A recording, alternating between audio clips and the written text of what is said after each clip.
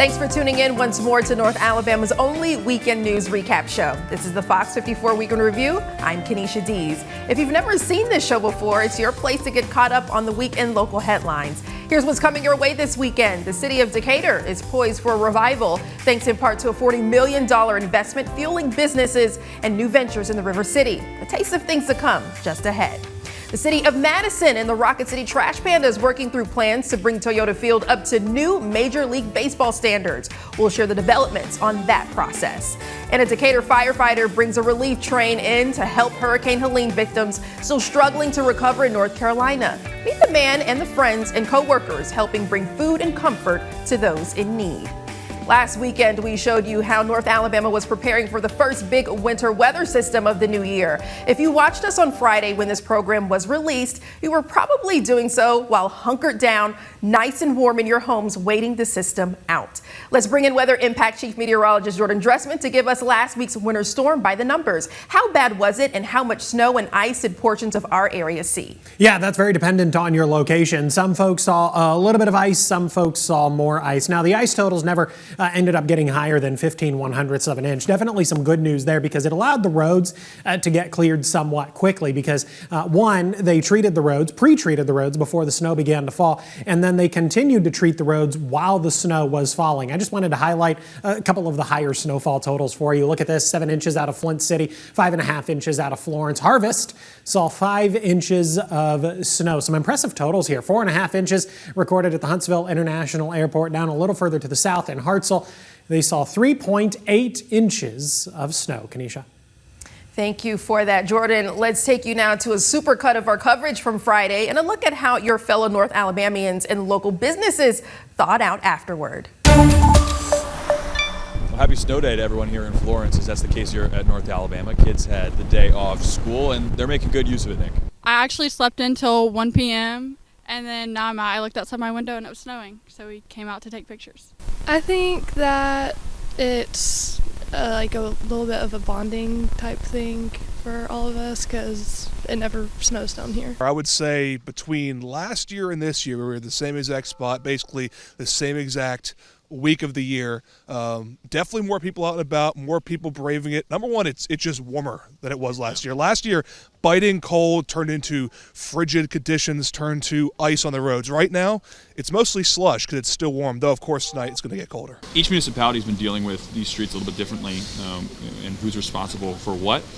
But that all leads into a coordinated approach for clearing these roads. And as is the case here at North Alabama, they had off classes today, this Friday, but they moved through the weekend. It gives them plenty of time to work on those streets. From snow to sleet to rain, Guntersville has had all of the wintry mix. But Caleb, how does that affect our roadways? Well, essentially it makes them a slush. All that ice compacts into the road and makes a slick surface for anything driving out there. This morning, the county's EMA deemed all of Marshall County's roads impassable. This includes the cities of Boaz and Arab. And just this afternoon, the city of Guntersville followed suit. The county's EMA director, Brian Farmer, tells us those conditions are expected to continue into the weekend, too. The county and the cities are working, trying to improve the roads, but with the temperatures like they are, it's going to be hard to try to keep them in good shape, especially with the freezing temperatures coming back in tonight. Whatever moisture is left on the roadways is going to refreeze,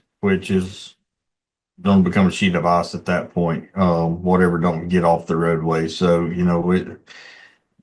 it's probably not going to improve a whole lot as far as travel conditions tonight. It'll probably either tomorrow evening or, sometime Sunday when the temperatures warm back up above around 40 degrees before we start seeing a lot of relief from all this. Well, it's been a snowy/rainy day out here in the Tennessee Valley, but this day did provide me the opportunity to get out and meet a couple of members of the community. Tell me, guy, how are you enjoying the snow day? I see. And have you had many snow days since you've been living here in Huntsville? I get it. Well, today was my first time doing a lot of things here in the Tennessee Valley, including sledding. Yep, that's me, sledding earlier at Big Spring Park, along with some other families here in the area. The family I spoke to today says today is all about being a big kid at heart. It's awesome. It's best time ever. Makes you feel like a kid again, even though tomorrow I'm not going to feel like a kid. Just wake up early, get a lot of warm clothes on, get out here before everybody else because this is one of the most popular hills in Huntsville, and have a good time. But the big topic of the day, road conditions. A few residents braved the snowy, slushy roadways, and the fact that it was only a few was a good thing, according to officials. Huntsville Police and the Madison County Sheriff's Office say they were overall pleased with residents' response to the warning. I'm happy to report that our message got out, or it seems like it did. Today we've answered 10 accidents. We did have a little bit of a snag up on Governor's Drive where we had to close it temporarily. But yes, the people have listened. They've stayed home, and it's been a great help for everybody in our community. As you can see, I'm still here with my friends. So tell me, Guy, how long do you plan on staying in town? Until things warm up. Well, that might not be a good thing for you. That could be a good thing for drivers, but we are still expecting some icy conditions heading into Saturday. So while most in the Tennessee Valley hunkered down today and enjoyed the snow from home, some went out to eat and stay warm at the one place they know stays open in the face of severe weather. There it goes, Waffle House. This is the 5 Points location you're looking at from earlier today, full of customers and staff, as you've seen there. Waffle House is known for always remaining open except for extreme weather circumstances, giving credence to the Waffle House Index. You're looking at brutally cold temperatures tonight into the low 20s. With a wind chill, it's going to get it even colder, which means that water, if it does pond and pull on the roadway, is going to freeze, which means that you can likely expect black ice on the roadways tomorrow. Tonight, they're expecting what water is left on the roads to ice over again, but it's not as bad as it could have been today. That's because the city and county worked together all day long yesterday to get the roads as safe as they can be. Some of the departments clearing them off were Public Works, the police, the Sheriff's Office, and the Department of Transportation. The Division of Public Works alone used 60 to 70 tons of salt on city roads, and other agencies used even more than that. Rocks, stones, and gravel also helped to melt off some of that snow, and they're bringing in more for future icy conditions. We've been out on the roads in the county since about 4 a.m. this morning. The roads look really good. We're happy with what we're seeing. The men and women with the city of Huntsville and the Madison County area have utilized a lot of different divisions, a lot of departments to make sure these roads are safe. The Madison County's EMA held a final press conference this afternoon on this weekend's winter weather. There are some concerns about roads refreezing and creating slick spots going into tonight, but they should clear up by tomorrow. And some people, already a little stir-crazy, left the house for some time outside. I actually think that it was actually colder earlier this week than it was on yesterday. It was quite windy here earlier in the week, so I'm glad that it's kind of dissipated here now, and the winds died down, we get some sun. And that fun in the sun is chilly, but Alexandra Felder says it beats being stuck inside. This is probably not something I would normally do, go for a walk when it's snowing outside, but my friend was like, hey, it's nice outside, would you like to go for a walk? And I'm actually really enjoying it, and I'm happy I came out. For the most part, people heeded the warnings to stay home on Friday, but because of that, small businesses in the Tennessee Valley lost time and profits for the snowstorm. For some locally owned businesses, that can mean the difference between staying open and closing for good, but not for Hound and Harvest. Its owner, Bobby Jordan, says they're making up that lost time on the back end. In fact, they're seeing more business than ever because people are eager to get back out. A lot of small businesses in the area, locally owned businesses, have that same challenge to work through. But I would say first and foremost, safety is the big thing that you want to. You don't want to sacrifice profits and business on safety. But second, when people get locked inside, they don't get enough vitamin D. So as soon as the gates open, everyone comes back and usually can recover a lot of the profits whenever you open on the back end. Almost everything in the Tennessee Valley closed up shop when the snowstorm came through on Friday. Hound and Harvest owner Bobby Jordan says there was just too much ice to risk safety for business. And over at City Cafe Diner, they opened for a couple of hours on Friday. Owner Costa Papa Evangelou says phones were ringing off the hook to get some of his cooking. I made it down here around 4:30 to check out the building, see everything's secured, no pipes broken or anything. And during that time, we had a lot of phone calls, so we started picking up the phone call. People were hungry, so we decided to open for 3 hours for dinner. We had a massive rush of people coming in, takeout, dining in. There's a 3-hour window, skeleton crew, fed the people got happy. We had to shut down around 9:30 before it started freezing up again. City Cafe Diner closed for most of the day except for those 3 hours on Friday, and they brought back their staff for limited hours on Saturday. Now they're open full-time and are fully staffed again. Papa Evangelou says despite the conditions going into the weekend, it was important to serve the community that makes an effort to keep his diner in business. The winter weather on Friday came and went without too much trouble. Part of that was warmer temperatures, preventing ice from freezing on roadways. But the other part, it was emergency agencies that prepared the Tennessee Valley for a freeze event like last year's Ice Over. All that snow from Friday has finally melted off for the most part, and the roadways are once again safe for travel. It took the efforts of multiple state, county, and city agencies to clear the roadways of the snow and ice. I spoke with the Director of Public Works and the Huntsville Police Department, who told me all about the logistics of keeping people safe during winter weather. The city of Madison, the county, ALDOT, the Alabama State Troopers, we always try to work very closely together so that we're all playing off the same sheet of music, giving the same message out to the public, and have a coordinated response between all of us so that we're all working together to achieve the same goal. That coordinated response kept most people inside while crews worked to spread salt, clear the roads, keep people off the ice, transport them to warming centers, and respond to accidents. But Captain Stephen Anderson with HPD said the response can always improve upon itself. There's always something to learn from every event. Nothing's ever done perfectly. The actions to combat snowy weather don't change too much, and Chris McNeese with the city's Department of Public Works says the main goal remains the same year over year. Our focus is public safety. All the entities work together, and so we huddled up on this one. Like I said before, it was a snow event, a dry snow event that came in. Again, the event itself worked with us. If it was an ice event is much more challenging to address, like the one that happened last year. We were out working it just as hard as we worked this one. City officials say they're ready for the next bout of inclement weather, but it always takes preparation. It's a concern on many drivers' minds. Everyone's asking questions about the condition of the surface of the roadway. Huntsville officials say damage is minimal. Any damages that were caused, they'll be caught in our evaluation process, our rating process for our road resurfacing program that we have. But this time of year brings a recurring theme. We see a lot of potholes this time of year anyway. Anytime you're going to have a lot of freezing and thawing cycles, anytime you have a lot of precipitation as well.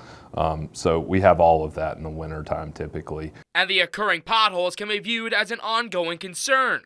We could be seeing effects of this winter weather, ongoing throughout the winter. But the Rocket City is already working on filling the potholes. We have 4 patch trucks that will be cruising their own designated areas throughout the city that we're repairing and eliminating any hazards to the traveling public as it comes to potholes. New cracks and potholes in the roads aren't the only issues drivers are seeing after the winter weather. You may recognize these road reflectors, some of which were scraped off from snowplows as they were trying to show people the way. But officials say these being scraped off the roads aren't the most uncommon issue. As Public Works was in the midst of clearing out all the snow, it typically scrapes off those RPMs that are used to reflect or guide drivers at night, and so those have gone missing. It's difficult to avoid those and actually clear snow off of the road. But for those RPMs or road pavement markers, which were scraped off the roads, there's no way of reusing them, and it would be extremely exhaustive to try and go and try and capture those that have been damaged on the side of the roadway, so it's much easier and from a safety standpoint to install new ones. Officials say there's no set time on when we can see the RPMs fully replaced. In Huntsville, Gabe Glassman, Fox 54 News. The U.S. Army Corps of Engineers delaying the timeline for repairs to the lock at Wilson Dam by 6 weeks. They first inspected the lock using underwater divers and remote-controlled vehicles before they started repairs. But during the most recent inspections, after draining the lock, they found it would take longer to lift the nearly 100-foot steel gates and install bracing to support them. Brian Mangrum with the Army Corps of Engineers tells us about the process to finish those repairs. To begin would be to set our closure structure, pump the water out of the lock chamber. We then actually have to lift the steel gates in order to access. We cannot replace the damaged components without taking the gates off of detaching them from the wall. So we'll do that utilizing a series of hydraulic jacks. We'll jack or lift both gates concurrently so we can work on them at the same time. Implement the repairs that we need to, and reinstall the minor gates. According to the new information, they expect the repairs to be finished by the middle of June. New information coming to light after last night's shooting outside the Florence Police Department. Police say the shooter is identified as 33-year-old Jackson Jones of Florence. I think it caught everyone by surprise that it happened at the police department parking lot. Around 5:30 p.m. Wednesday evening, a threatening call to 911 ended in a shootout at the Florence Police Department. 911 call was placed at approximately 5:30 by a male stating that they were about to shoot up the police department and that he was in the parking lot at that time. The sheriff's office say Jones, who was armed with a handgun, exited the car and began firing. So as officers responded, they engaged this male who began firing shots. One of the responding officers returned fire, hitting Jones, who died at the scene. Many online have been speculating Jones was attempting suicide by cop. Hamilton was asked if there was any known motive at the time of the shooting. We do not have any motive at this time. But shares the plan is to try and work with the family to get a better understanding of Jones's state of mind. We've been in touch with the family and we'll stay in touch with them throughout. And that's what one thing we hope to do, not to speak on behalf of the family or the officers involved, but I don't think anybody knows right now exactly why he did this. So hopefully as we go through the investigation, examine the cell phone, go through the vehicle, we'll get some answers to that. There's also been chatter about a note being left in the car. That has not been confirmed. Matter of fact, we're still going through the vehicle this time. Obtained a search warrant and we will be processing the vehicle thoroughly today.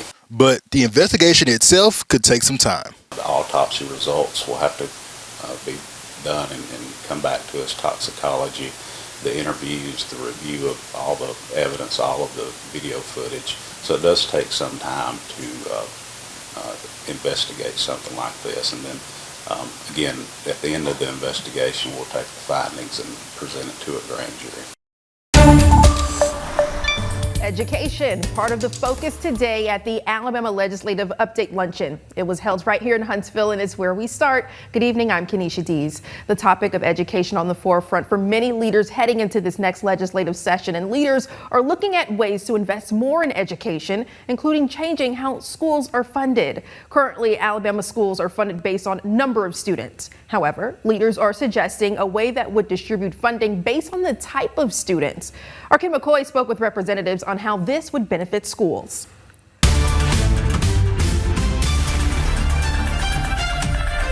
Another legislative session is around the corner, and leaders admit there is some uncertainty.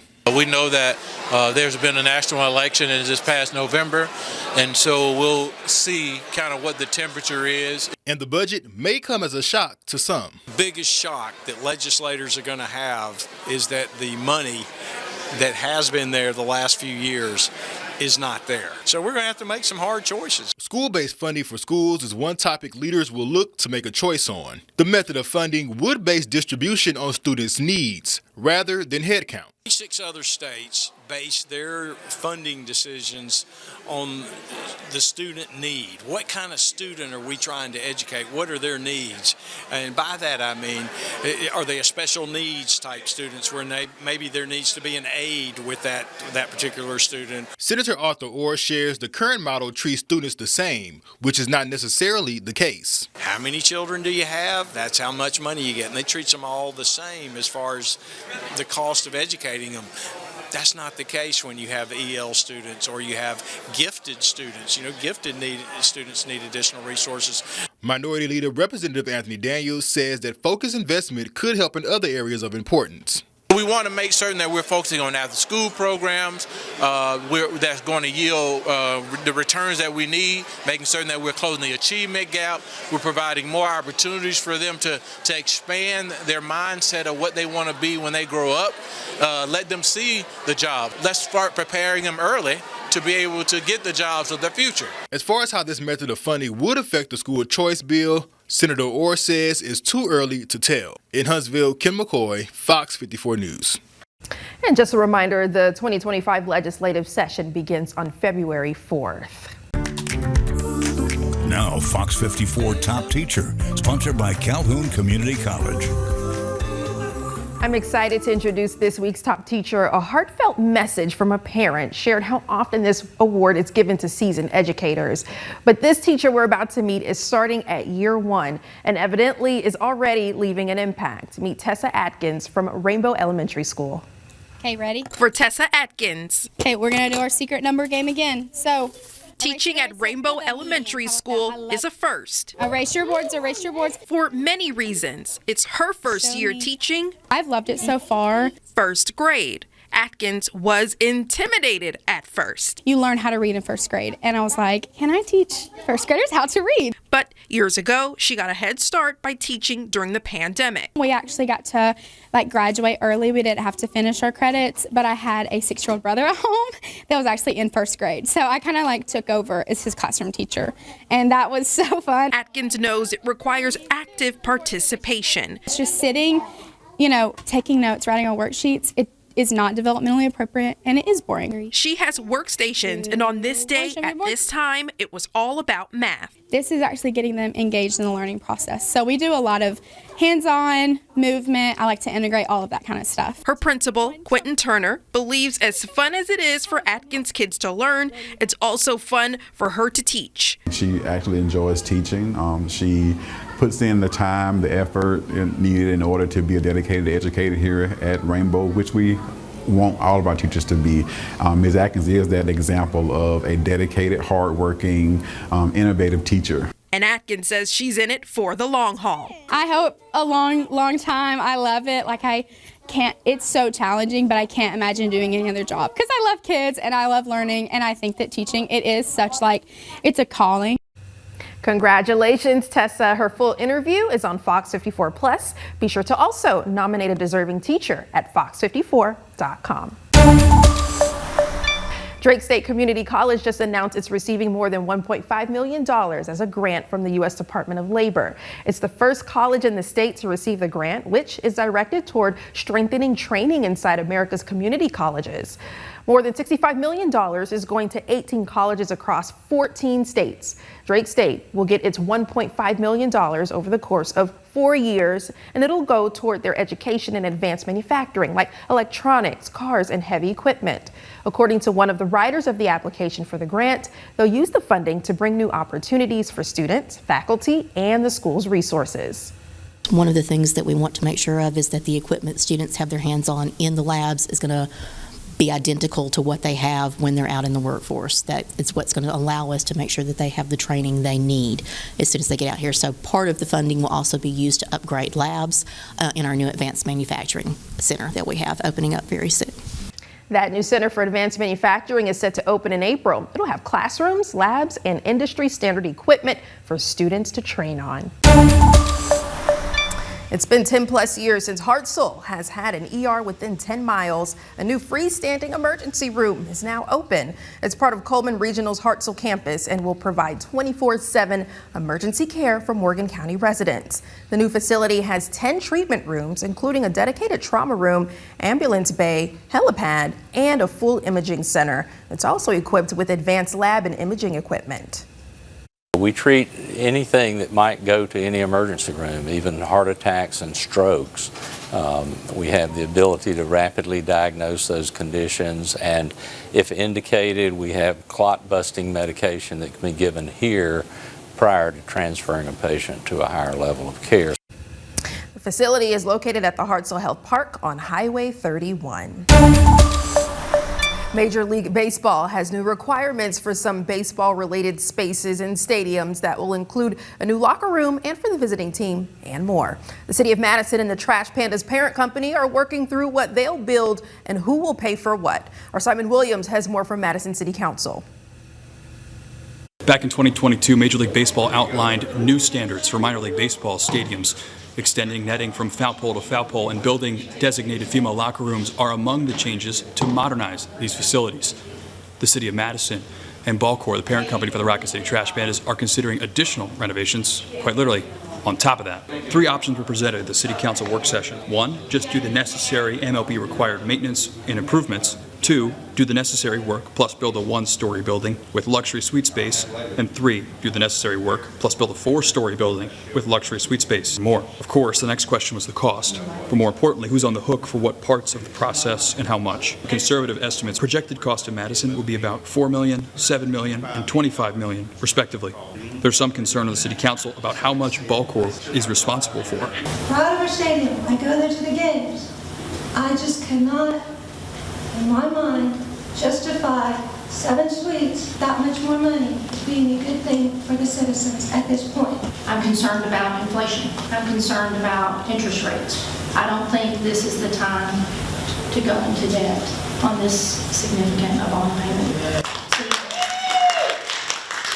Ultimately, 3 voiced support for option 1, looking to spend the least, while 4 supported option 3, saying it would cost more but generate more revenue. Option 3 would bring in the opportunity for return on our investment by making it more attractive to bring in outside baseball events. Any renovations are not set to alter programming at Toyota Field this year, but construction for MLB's guidelines must be completed by opening day of 2026. In Madison, Simon Williams, Fox 54 News. The new year brings new opportunity to foster or adopt a pet.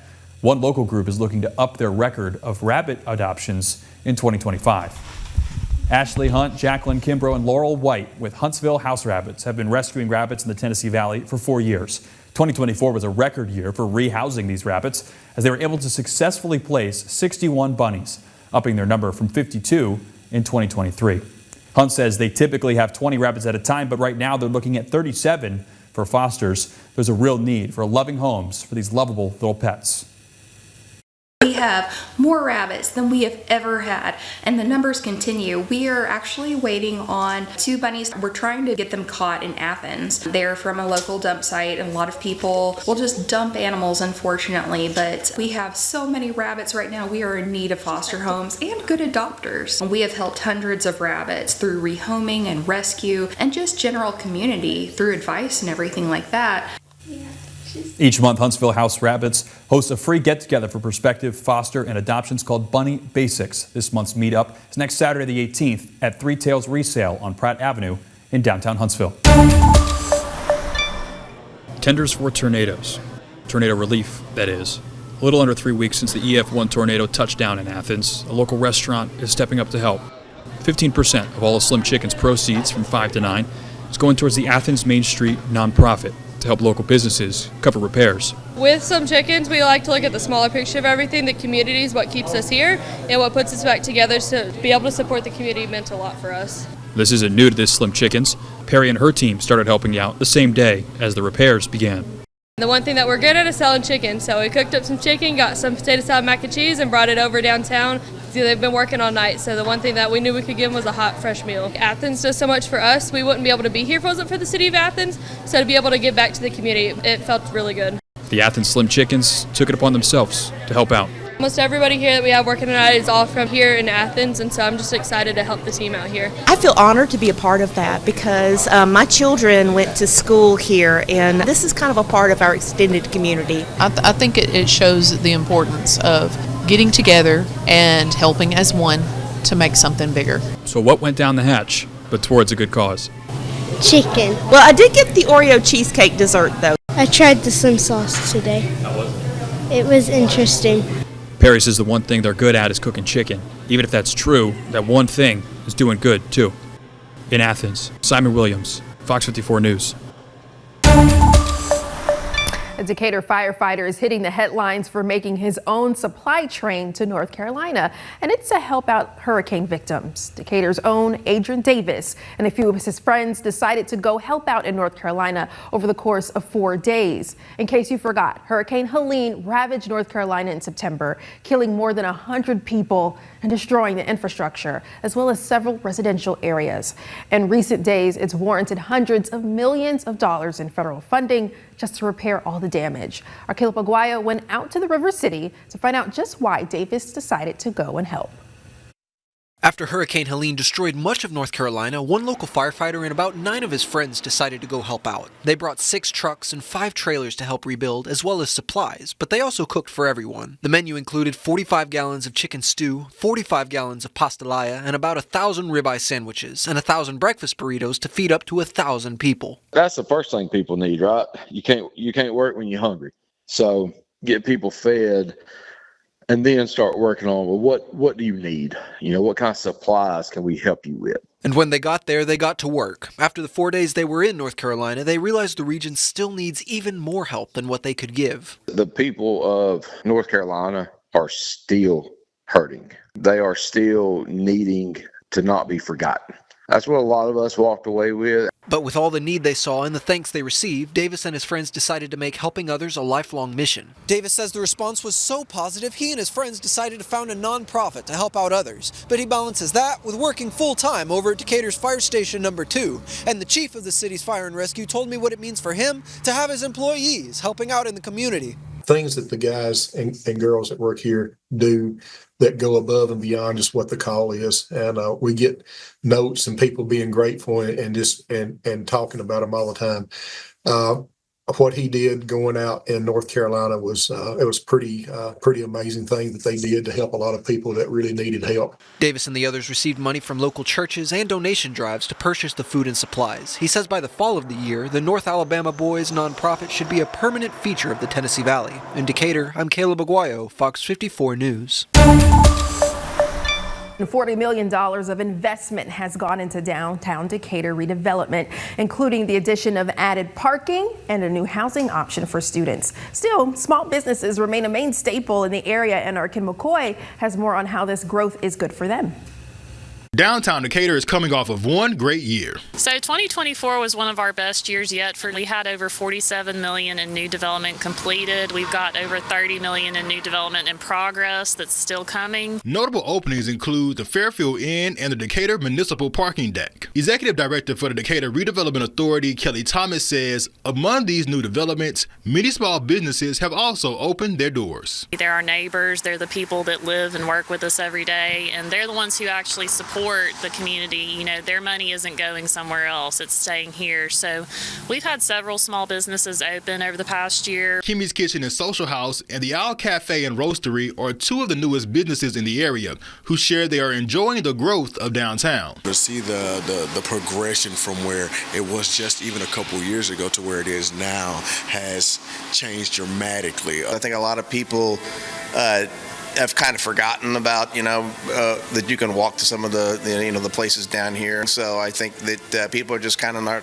catching on to, what there is to do down here again. Danny Cephas with Kimmy shares that the investments in the area has made the area more vibrant. It's any downtown area that you typically go in. Most of the time they're set for small businesses to thrive, and I think Decatur, with the changes that the current council has made, it's made it more vibrant and made more people recognize just seeing it. And Keith Yeager with Owl Cafe says that extra foot traffic has made for new clientele. We have a good, solid core of regulars that really support this place. And then we have been picking up. We've been getting more and more people that are coming back and rediscovering craft beer here in downtown Decatur. Thomas shares there is more exciting things to come, including the opening of the farmers market, which is scheduled for April. In Decatur, Ken McCoy, Fox 54 News. The Decatur Downtown Redevelopment Authority is working on its next 5-year city plan that will start in 2026.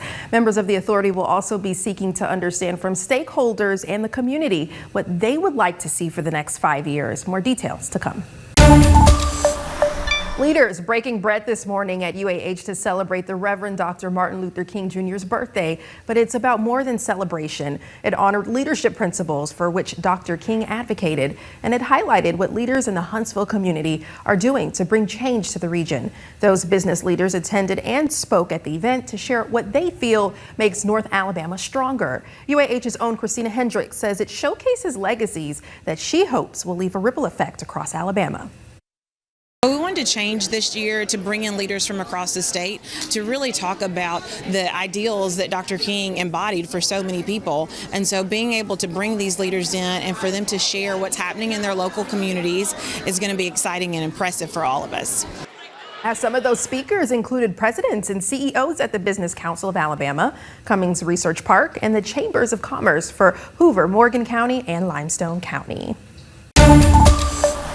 A lot of us can't get the day started without a quick coffee trip. In fact, the National Coffee Association says 67% of American adults had coffee every day last year. But check this out. One Huntsville startup is looking to automate the coffee making experience for quicker, better service. It's called RoboCafe, and it's located here in the parking lot across the Chick-fil-A on University and Wynn Drives. It's right next to Tenders. Our Gabe Glassman tells us more about how they're looking to grow this year.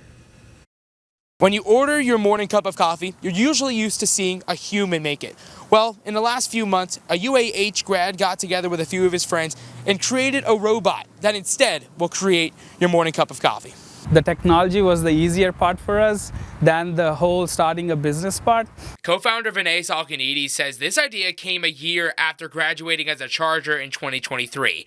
Like many startups, this one was no exception when it came to entrepreneurial obstacles. Trying to get the business license, getting the food permits, getting all type of permits, and then especially finding a spot was a biggest struggle. This local business may just be a food truck for now, but they're hoping to grow into an actual storefront in the future. The reason it's in food truck is before we get an actual building and an actual shop that can do the job, it also costs us a lot of money for paying the rent every month and all the stuff. And before they make the big jump, they want to hear from customers on how they can make the experience better. In fact, customer service was a big inspiration for creating the coffee making robot. It was really hard for us to maintain the flow of the coffee making process and also maintain a good customer relation or customer services. Enter Mary. This robot is programmed to work with automatic syrup pumps, ice makers, and espresso machines to create the beloved caffeinated beverage. I think this is like the 7th iteration where the body actually worked and doing their jobs. The mainframe has been hard-coded where it knows where the robot is and it would turn on certain switches and turn on certain pumps. And this idea comes as they try to get ahead of the AI curve. As we can see, AI is booming everywhere. A lot of stores are moving towards robotics. So that's the main reason for us to be in robotics. While this robot is already knowing that Me Espresso are making ice drinks, they're also looking to add hot drinks, juices, and other items onto their menu. In Huntsville, Gabe Glassman, FOX54 News. That's pretty cool. Founders for RoboCafe say while they may be trending toward AI, they believe lots of jobs can still be created in both customer service and working on the technology. They currently don't have a full list of when they're open, but you can check out our website to find out the best ways to be in the know of when they're in service.